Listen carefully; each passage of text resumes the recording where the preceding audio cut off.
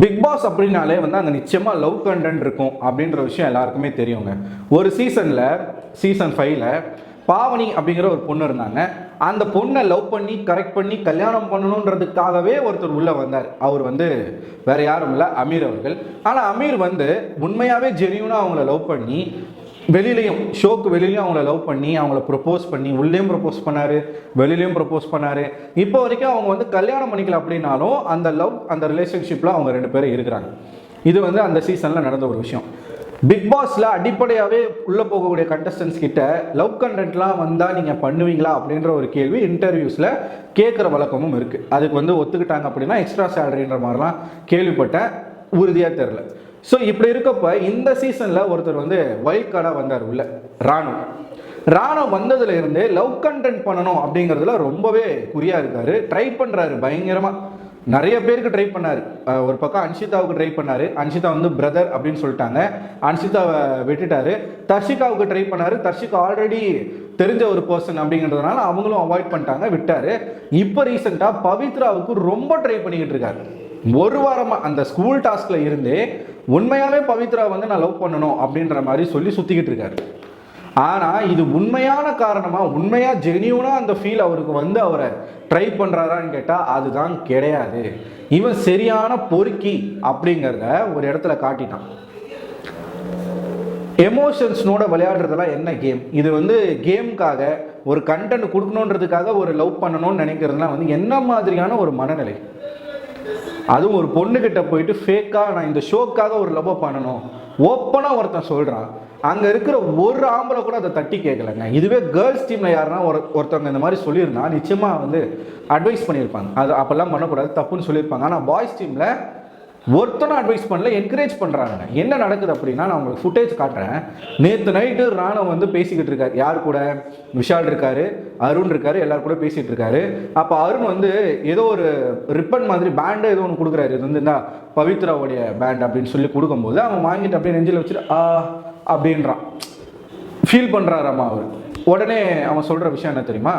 நான் பவித்ரா வந்து உண்மையாலுமே லவ் பண்ணலான் இருக்கேன், பவித்ராவை லவ் பண்ணி லவ் கண்டென்ட் கொடுக்கலான் இருக்கேன் அப்படின்னு சொல்லிட்டு இருந்தான்.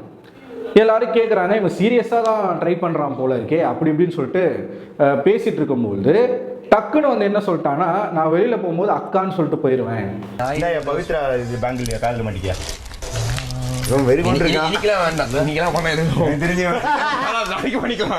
அவங்க நினைக்கிறாங்க தெரியல. என் தம்பி இனிமேதான் அப்ரோச் பண்ணி கடைசியா போகும்போது அக்கா அப்படின்னு சொல்லிட்டு அக்கான்னு கேட்டனா உனக்கு இருக்குது கூட அக்கா அக்கான்னு சொல்லக்கூடாது. பட் இப்போ சொல்ல மாட்டேன் அக்காங்க கடைசியா போகும்போது. அப்ப அது வரையும் பக்காவா பண்ணுவேன். ஷோ வரைக்கும் அவர் லவ் பண்ணுவாராம். ஷோ விட்டு வெளியில போகும்போது அக்கான்னு சொல்லிட்டு போயிடுவாராம்.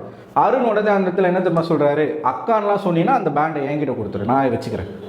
நீ கடைசி வரைக்கும் கண்டினியூ பண்ணுவேன்னா நான் வந்து தரேன், இல்லைனா என்கிட்ட கொடுத்துரு அப்படின்ற மாதிரி அருண் வந்து வாங்குறாரு. ஸோ இவனோட இன்டென்ஷன் ஜெனியூனான ஃபீல் வந்து பவித்ரா மேலே இல்லை. ஆனால் இந்த ஷோக்காக ஒருவேளை இவனுக்கு சொல்லி அனுப்பிச்சாங்களா என்னன்னு தெரியல, அதனால என்ன பண்ணுறான், ட்ரை பண்ணிக்கிட்டு இருக்கான் பவித்ரா. இது வந்து தப்பு இல்லையா? அது ஒரு பொண்ணை வந்து அந்த பொண்ணோட எமோஷனில் விளையாடணும்னு ஒருத்தன் நினைக்கிறான் அப்படின்னா அவனுடைய சிந்தனை எந்த மாதிரி அழுக்கான ஒரு சிந்தனையாக இருக்கும். அதோட இன்னைக்கு ஒரு விஷயம் பண்ணாம பாருங்க, ஐயோ அதெல்லாம் வந்து நம்மளால் நினச்சி கூட பார்க்க முடியாது. இந்த வீட்டுக்குள்ளே அத்தனை ஆம்பளைங்க இருக்காங்க, ஒருத்தன் கூட வந்து அதை தட்டி கேட்கல. அதை ராயன் பார்த்தான். ராயன் பார்த்தும் கூட ஒரு வார்த்தை சிரிச்சுக்கிட்டு இருக்கான். அதை பற்றி ஒரு வார்த்தை வந்து நீ பண்ணுறதே தப்பு, உன் பார்வையே சரியில்லை அப்படின்றத சொல்லவே இல்லை. என்ன தெரியுமா?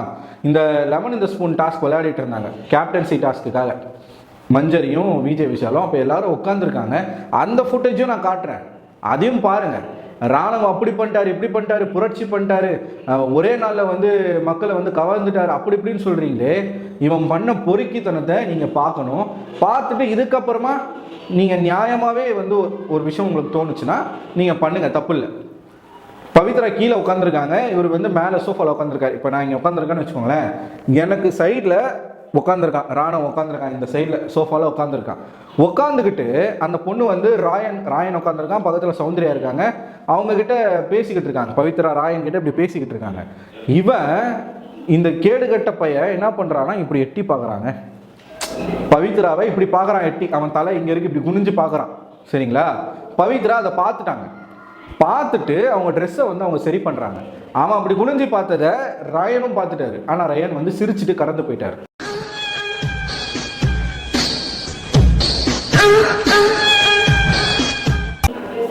கேவலமாக இருக்குது, கேவலமாக இருக்குது. இது என்ன விதமான ஒரு விஷயம் இது, ஆட்டிடியூட் இது? ஒரு பொண்ணை நீங்கள் வந்து எப்படி பார்க்குற, எங்கே பார்க்குற?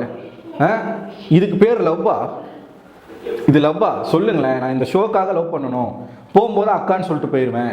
ஏன்னு கேட்டால் அவங்க ஒரு வயசு பெரிய பொண்ணா, பெரிய மனுஷன் நம்பி உன்னை உள்ள சேர்த்தா. அவங்க என்னன்னா பெரியவங்க. என்ன உனக்கு என்ன வயசு? அவங்க நான் 95, நான் 96. ஒரு வயசு தானேயா? ஆமா.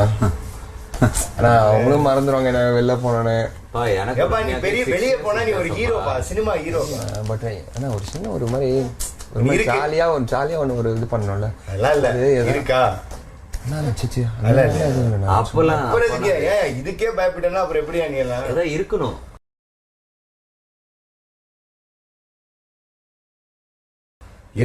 இருக்கா பாய்ஸ் டீம் சப்போர்ட் பண்ண அந்த கோர். இவர் வந்து 96, அவங்க 95. அதனால ஒரு வயசு பெரிய பொண்ணா, அதனால அக்கான்னு சொல்லிட்டு போயிடுவாங்க. அப்ப வீட்டுக்குள்ள நீ பண்றதுக்கு பேர் என்ன? அப்போ உனக்கு தெரியலையா?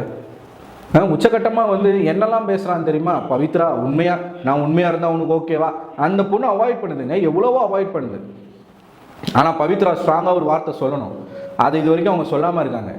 எனக்கு இதெல்லாம் பிடிக்கல, இந்த மாதிரி இன்னொரு வாட்டி பண்ணேன்னா நல்லா இருக்காதுன்ற ஒரு ஸ்ட்ராங்கான ஒரு ஒப்பீனியன் சொன்னாங்கன்னா நல்லா இருக்கும். ஆனால் சொல்ல மாட்டாங்க, சொல்லலை. அவங்க வந்து அவாய்ட் பண்ணுறாங்க, பயங்கரமாக அவாய்ட் பண்ணுறாங்க. சொல்கிறாங்க, ரொம்ப சாஃப்டாக சொல்கிறாங்க, இதெல்லாம் வந்து எனக்கு வேலைக்கு ஆகாது வேணான்ற மாதிரி சொல்கிறாங்க.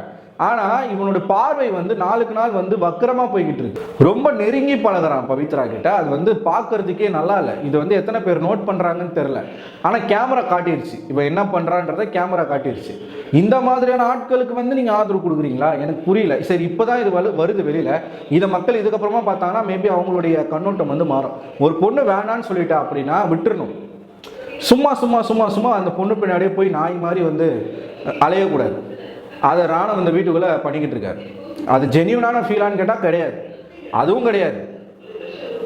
பார்வையும் சரி கிடையாது, எங்கெங்கேயோ பார்க்குறான். உடம்பு ஃபுல்லாக பொய் தான் இருக்குது, விஷம் தான் இருக்குது, வன்மம் இருக்குது. வன்மம் தாண்டி லஸ்ட்டு அதிகமாக இருக்குது உனக்கு. ஸோ நான் 2 ஃபுட்டேஜும் காட்டுறேன், பாருங்கள். பார்த்துட்டு முடிவெடுங்க. நீங்கள் ஓட் பண்ணுறது தப்பு கிடையாது. ஒரு நல்லவனுக்கு ஓட் பண்ணுங்கள். நல்லவனா இந்த மாதிரியான விஷயத்துலையாச்சும் கொஞ்சம் புரிஞ்சுக்கிட்டு ஓட் பண்ணுங்கள். ஸோ அடுத்த ஒரு வீடியோவில் உங்களை சந்திக்கிறேன். அதுவரை உங்களிடம் விடைபெறுவது நான் அரவிந்தன்.